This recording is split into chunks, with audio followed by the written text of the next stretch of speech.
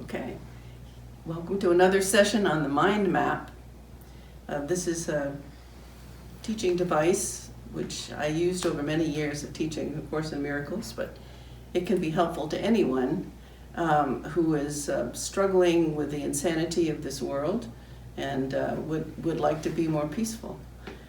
This will give you some clues as to where to go to find the peace. So, I'm just going to read this little quote from the Course. This Course was sent to open up the path of light to us and teach us step by step how to return to the eternal self, that's capital S self, we thought we lost. So this is where we start. We're down here in the world, we're bodies, or we think we're bodies. And what we have to learn, and what the map helps us to learn, is that the journey, the pathway, out of the world and back to the right mind, back to sanity, is vertical. Nothing can be solved on the level of the body.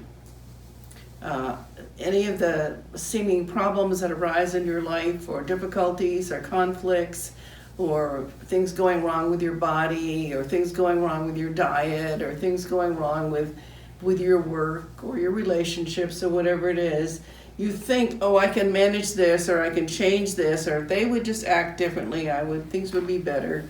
Or if I use a different diet, or a different medicine, or a different procedure, or if I change relationships because this person is a jerk and I don't want to be with them anymore, things will get better. And so we go from one thing to another in the world, never feeling at peace, never feeling complete.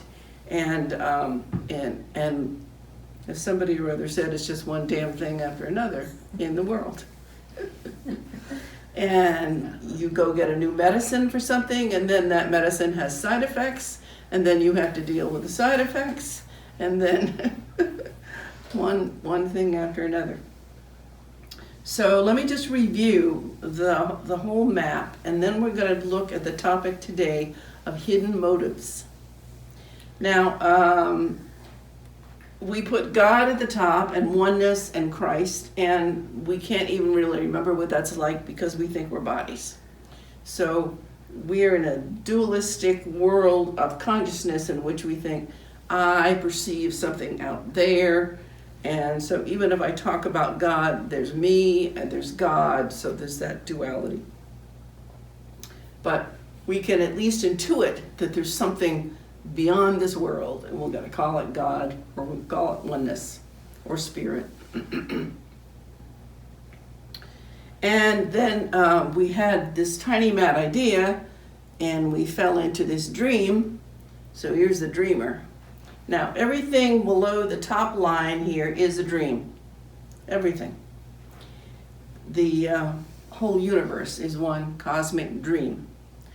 And it's unreal. It has to be unreal because you cannot chop oneness into pieces. You cannot chop God into pieces. You cannot take God and say, okay, this will be the good part of God, and this will be the bad part of God, and this will be the dark part of God, and this will be the light part of God. You can't do that. But you can do it in a dream. You can do anything in a dream. All kinds of crazy stuff happens in dreams. So now the Son of God, who's fallen asleep, who had this tiny mad idea, what if I could be separate from my source? What if I could be my own boss? What if I could make my own world? Is now the dreamer. And he falls into the dream and he says, what's going on? Where am I? And there are two answers available to him. And the one is the part of us, we call it the ego, but it's just the part of us that wants to be separate, and that's really important to remember. There is a part of us that wants to be separate. No matter how crazy the separateness is, we want to be me. Okay, so that is sitting there, and it says, we separated from God, we destroyed God, you should be so guilty. But we'll sneak out of here, we'll go make a world, and we'll have some fun. Okay, so that's the one voice over here. And this voice over here is completely silent. And it's just silent and it's peaceful, because if it said anything at all, it would say something happened, but nothing happened. It's the part of us that remembers who we are, that remembers it's just a dream, that remembers that there's only love, that remembers that there's only unity and union. And the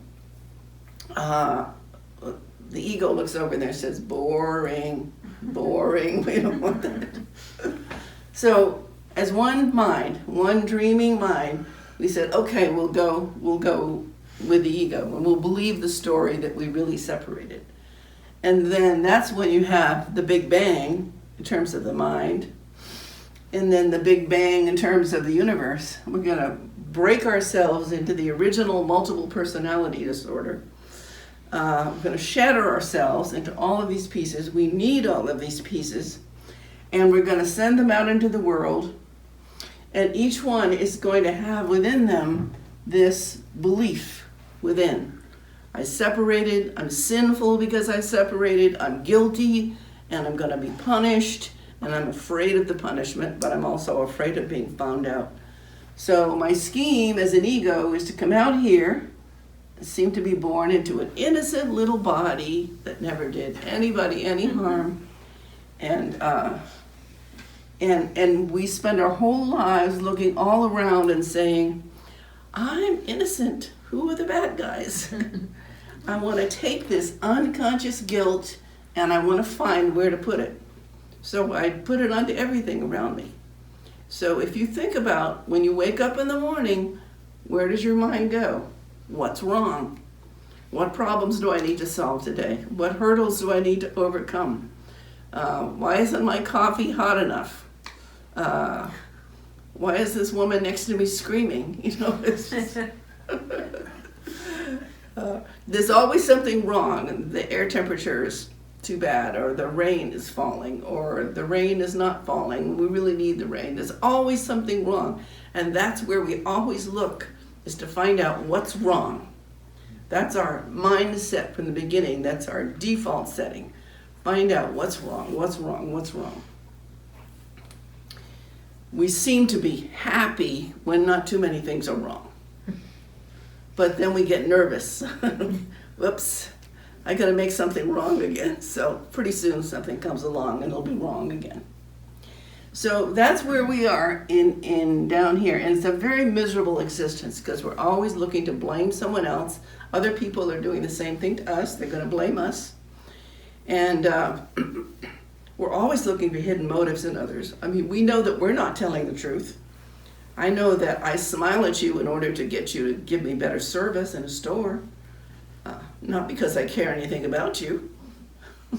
I've got my hidden motives. I want faster service. So I say, oh, I'm such a sweet little customer. Would you please help me? So we all have hidden motives, and then we suspect everybody else of having hidden motives, which they do.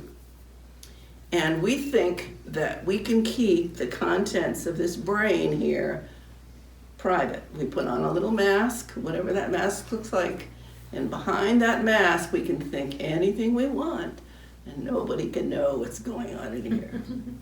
And then if you read A Course in Miracles, you're going to be horrified because it says there are no private thoughts. There are no private thoughts because we all are projections of this mind here. Now, let me say one more thing. This is personal. We develop a sense of personhood when we are born into the world. We have our family and our gender and our abilities or disabilities and our culture and our skin color and all of these things, and we make up a self based on the body. And everything is about me because each of us is the center of our universe. So the whole world starts here within me, and I look out and label all the things and try to manage the world. But up here, it's impersonal, or I should say non-personal. There's just one dreamer. We're all aspects of this one dreamer. It seems like we're many, many, many, many people, but we're just aspects of the one. So, but here I am in my personal little world, and this is the ego's whole goal. Each of us gets to be me. That me is precious. And this is why in the journey of going back here to the right mind, and I put a list of terms that people use for the right mind. So the Holy Spirit and Jesus, that comes from the Course. Presence, I've been listening to Eckhart Tolle, and he uses the word presence a great deal. Others use that too. Awareness, Rupert Spira uses that one. And awakeness, Adyashanti uses that one. Higher power, Alcoholics Anonymous uses that one. It doesn't matter what you call it.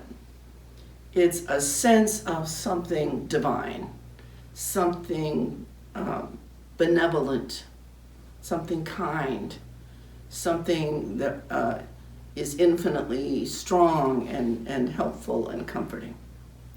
Now, if we're really locked into the self-hatred and unworthiness that comes from here, then we don't even bother going to anything called God, because God isn't going to help me.